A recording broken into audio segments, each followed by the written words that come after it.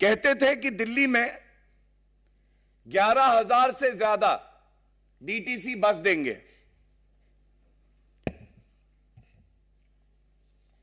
दिल्ली की जनता उम्मीद लगा के इंतजार करती रही, बस तो नहीं आई, लेकिन जो मामला सामने आया है 1,000 लो फ्लोर बसेस का है और इसमें तमाम इर्रेगुलरिटीज हुई हैं।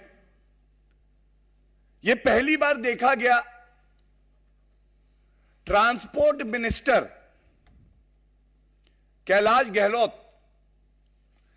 इनको बोर्ड का चेयरमैन बना दिया, जो एक अधिकारी होता था।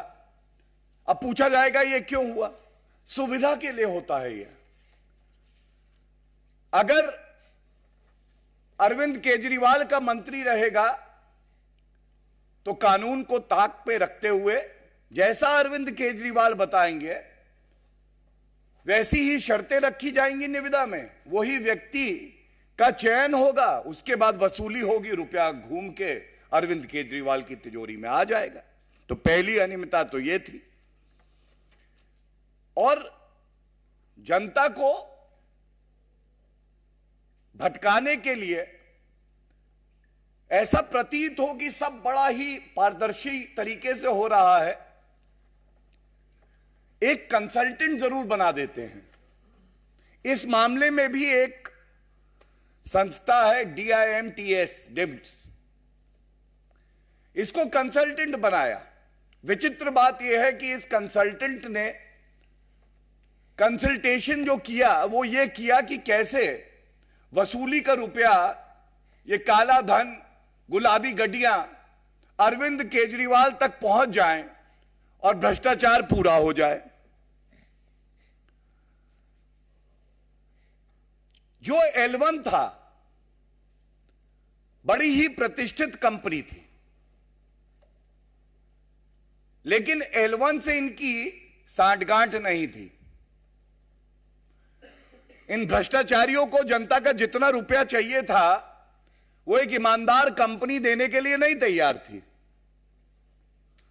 तो इन्होंने एक और कंपनी जो इनकी चहेती थी, जिसको इनको चिन्हित करके सेलेक्ट करना था, JBM, उसको बातचीत के लिए बुलाया। सवाल पूछा जाएगा, L1 जनता का कम रुपया खर्च करके आपको BS6 की 600 बसेस के लिए उन्होंने बिडिंग करी। आप बातचीत करते, दाम कम हो जाते, जनता का रुपया बचता और बसेस भी आती, लेकिन नहीं, क्योंकि JBM चहेती कंपनी थी, उसको बुलाया बातचीत करने के लिए, जो BS6 600 बसेस के लिए L1 नहीं थी और 400 बसेस BS4 थी। यह पूछना चाहेंगे, क्या आपने कानून नहीं पढ़ा है अरविंद केजरीवाल जी, या आपकी नियत में इतना खोट आ गया है कि कानून को दरकिनार करके केवल वसूली करने के लिए आप कुछ भी करने को तैयार हैं? There are multiple judgments of the Honorable Supreme Court that there has to be a level playing field. समानता होनी चाहिए हर बिडर के लिए। आपके पास एक L1 बिडर था, आप अगर JBM से बात कर सकते हैं तो ये जो प्रतिष्ठित कंपनी थी इसको बुला के भी बातचीत कर सकते थे।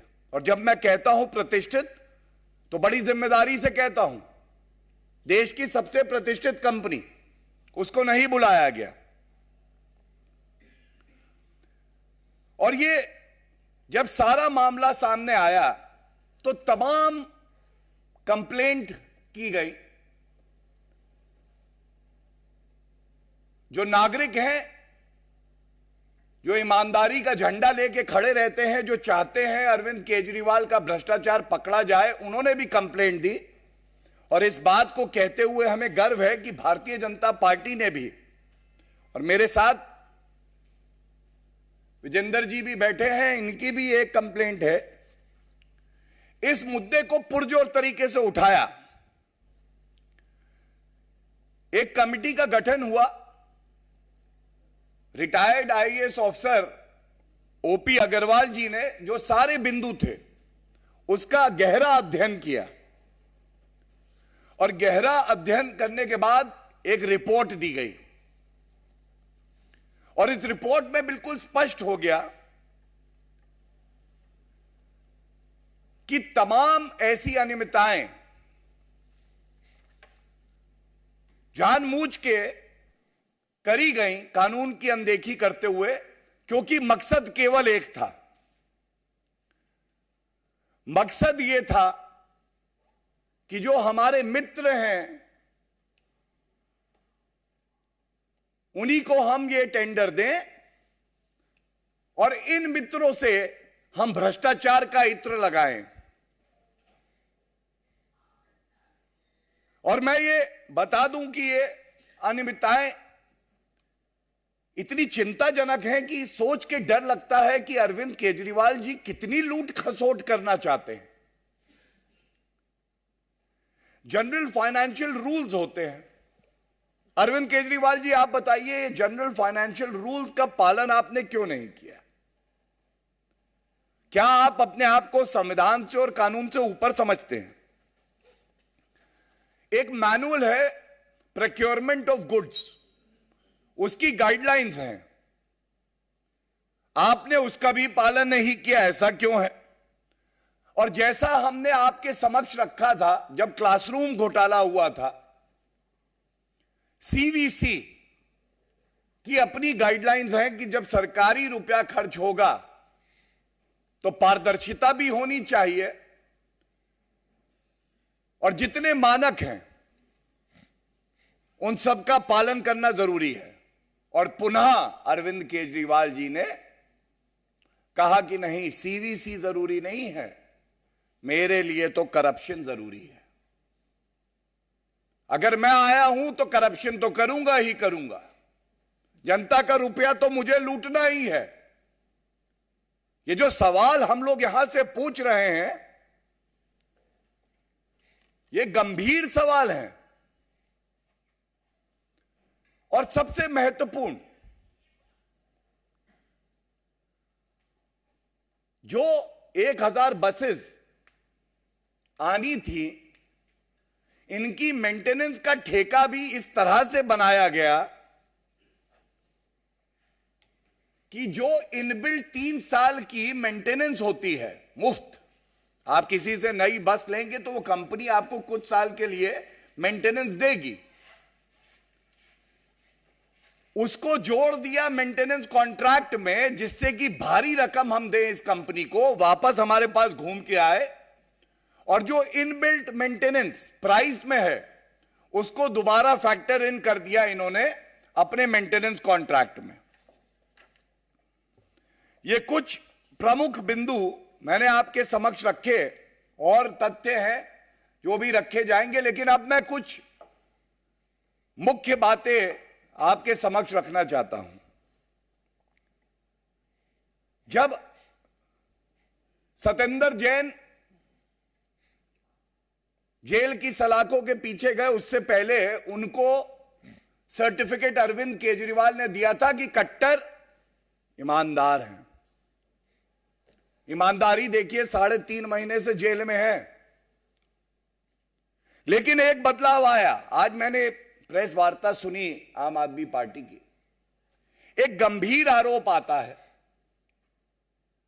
जो अपने आप को कट्टर ईमानदार पार्टी कहती है, उसका प्रवक्ता आके ये नहीं कहता है कि घोटाला नहीं हुआ। आप इस बात पे ध्यान दीजिएगा। आज आम आदमी पार्टी ने यह नहीं कहा कि घोटाला नहीं हुआ, उन्होंने एक और मुद्दे को उठाया, और जो उनका मूल चरित्र है कि मुख्य मुद्दे से भटका दो, सही काम को लटका दो, वही काम आज कर रहे थे। अगर आप मुख्य मुद्दे से भटकाएंगे तो मैं ये जरूर कहूंगा कि आप अगर लटकाना जानते हैं ना तो जनता झटका देना जानती है। दूसरी प्रमुख बात जो उठाना चाहेंगे, आज यह भी नहीं कहा गया कि हम कट्टर ईमानदार हैं, और मजबूरी है जब एक के बाद एक हवाला घोटाला, स्वास्थ्य मंत्री जेल में, उप मुख्यमंत्री मनीष सिसोदिया आबकारी घोटाला, अब ट्रांसपोर्ट डिपार्टमेंट का डीटीसी बस घोटाला, पंजाब के स्वास्थ्य मंत्री घोटाला करके जेल में जा चुके। तो अब कैसे कहेंगे हम कट्टर ईमानदार हैं? और जनता भी समझ गई है ये कट्टर बेईमान है। एक बात और इनकी प्रेस वार्ता में आई और जनता बड़ी समझदार है, वो भी अचंभित थी। इन्होंने कहा कि देखिए जब बस आई नहीं तो घोटाला कैसे हुआ? अरविंद केजरीवाल जी, चोर शातिर है, चोर चोरी करने जाता है, पुलिस दबोच लेती है, जनता पकड़ लेती है, चोरी करने से पहले पकड़ा जाता है। चोर कहता है मैं ईमानदार हूं क्योंकि चोरी नहीं करी। चोरी करने का प्रयास, मंशा जो आपकी है, और क्या यह सत्य नहीं है कि आपने शिकायत जब आई तो ये जो 1000 बसेस का जो टेंडर आपने अवॉर्ड किया था, इस पे रोक लगाई।